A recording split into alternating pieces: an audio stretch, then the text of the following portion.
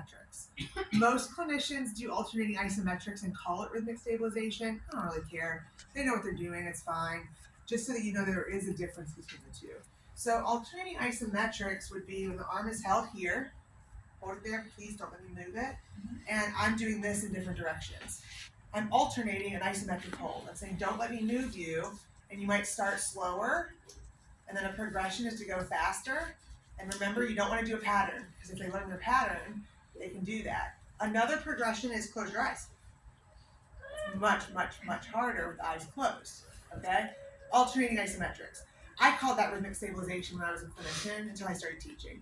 So don't worry about it. True rhythmic stabilization is very neurological. And so true rhythmic stabilization is alternating where the pressure is coming from, but never releasing full tension.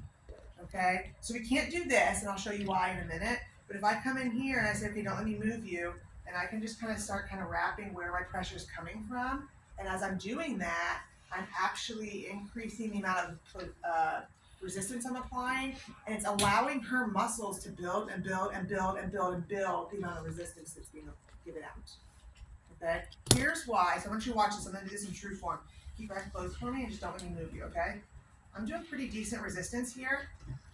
And again, there's never a release, okay? So you can see she can hold pretty well. Now I'm going to do the cuff technique. Hold and don't let me move you.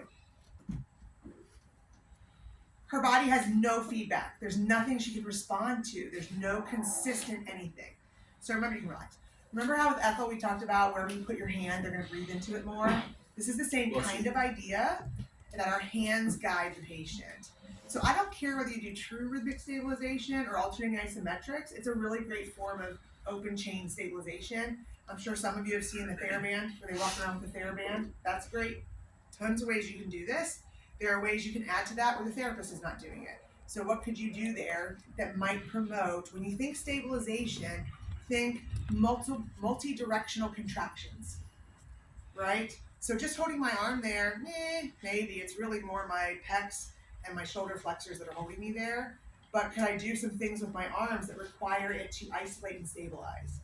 Okay, I'm going to get some toys out in the back for you guys to play with.